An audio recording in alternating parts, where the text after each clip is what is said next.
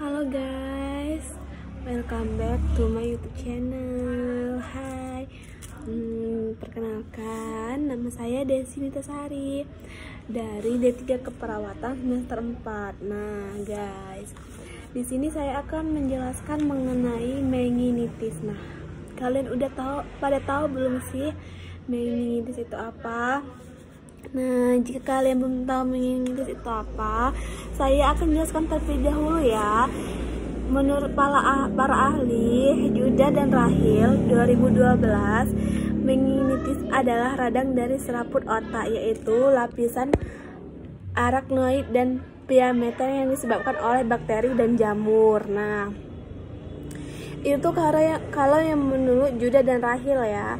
Nah, kalau menurut Widakdo 2011, dia mengatakan bahwa meningitis adalah infeksi akut yang mengenai selaput yang menginel yang dapat disebabkan oleh berbagai mikroorganisme dengan ditandai adanya gejala spesifik dari saraf pusat, yaitu gangguan kesadaran, gejala rangsangan meningkat, dan gejala peningkatan tekanan intracranial dan gejala defisit neurologi. Nah, kalau menurut Riyadi dan Suharsono 2010, dia mengatakan bahwa ensefalitis adalah infeksi intracranial dapat menyebabkan jaringan otak atau lapisan yang menutupi otak yang disebabkan oleh bakteri, virus, dan jamur. Nah, dapat kita simpulkan dari para ahli tersebut, meningitis itu adalah jadi meningitis itu adalah peradangan yang terjadi pada meningan, yaitu lapisan perlindung yang menyelimuti otak dan saraf tulang belakang. Nah, itu tadi ya guys pengertian meningitis menurut para ahli. Nah, kita lanjut lagi ke etiologi.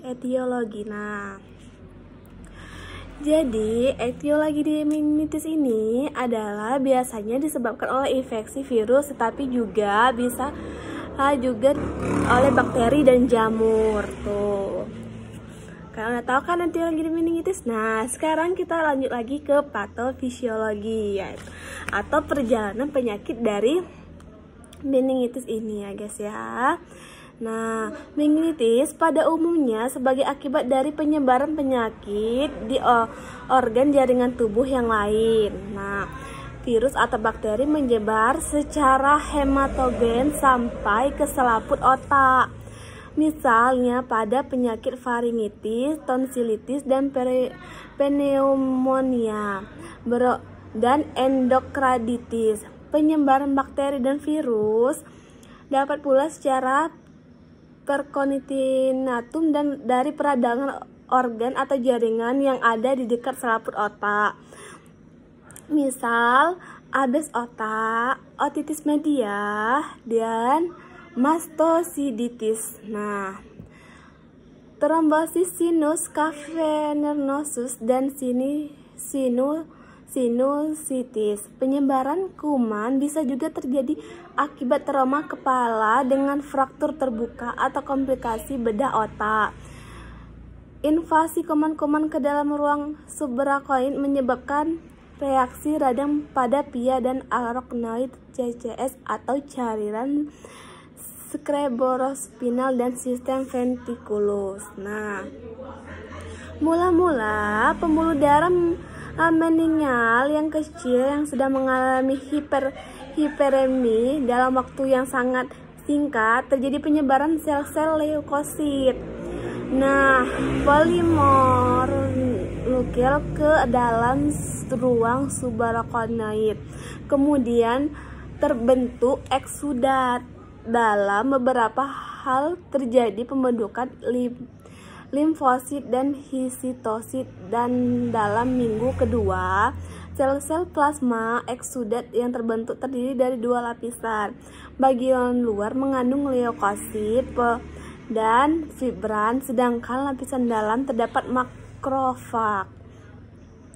Proses radang salin pada arteri terjadi pada vera-vera di korteks.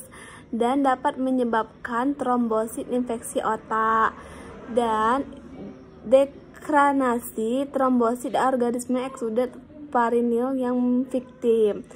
Nah, itu dari patofisiologi dari meningitis. Sekarang kita lanjut lagi ke apa sih gejala umum yang terjadi pada meningitis ini? Nah, gejala umum pada meningitis ini biasanya ditandai dengan sakit kepala, leher terasa kaku, disertai oleh demam dan kebingungan atau perubahan kesadaran, muntah, dan kepekaan terhadap suara keras dan cahaya. Nah, apa sih komplikasi dari penyakit ini? Nah, komplikasinya dapat terjadi kehilangan penglihatan, terus kejang-kejang dan gangguan berkonsentrasi, kerusakan otak dan syok, serta gagal ginjal, radang sendi, migrain. Nah, apa sih penanganan pertama yang dapat kita lakukan untuk meningitis ini? Tergantung pada penyebabnya. Meningitis mungkin dapat pulih kembali atau dapat mengancam jiwa sehingga membutuhkan melakukan vaksin dan antibiotik yang mendesak. Nah, bagaimana sih cara kita untuk mencegah supaya tidak terkena meningitis? Nah, apa sih yang harus kita lakukan? Jadi guys, yang harus kita lakukan itu adalah nih, tahu nggak apa guys? Nah, jadi pencegahannya yaitu dapat dilakukan dengan mengurangi kemungkinan penyebaran infeksi dan mengubah gaya hidup menjadi lebih sehat. Tuh, kan kita harus mengubah gaya hidup kita menjadi lebih sehat ya guys. Terus, bagaimana sih pengobatan yang dapat kita lakukan untuk penyakit meningitis ini? Nah, pengobatan meningitis harus sesuai dengan penyebab dari meningitis ini. Nah, kalau meningitis itu disebabkan oleh virus, dapat pulih dengan sendirinya kalau dia disebabkan oleh virus ya guys. Nah, kalau dia disebabkan oleh virus, dia itu bisa sembuh dengan sendirinya kalau itu gara-gara virus tuh. Tetapi kalau dia meningitis itu karena bakterial, disebabkan oleh bakteri, itu pengobatannya yang dilakukan dapat berupa pemberian antibiotik atau kortikosteroid. Nah, selanjutnya yaitu kalau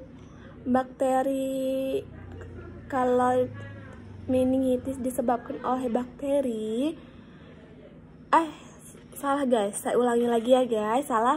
Kalau meningitis disebabkan oleh jamur, itu dapat diatasi dengan obat anti jamur seperti amphoterian B atau fluconazole, dan dokter akan menyesuaikan tipe obat beserta dosis dengan kondisi pasien. Nah, itu saja yang dapat saya jelaskan tentang meningitis. Nah, kalau kalian udah ada tanda-tandanya dari meningitis ini, coba kalian harus periksa ke dokter ya guys, dan jangan anggap ini masalah yang sepele. Misal nih, kan sudah saya sebutkan dari tanda-tandanya tadi, coba kalian harus berkonsultasi ke dokter.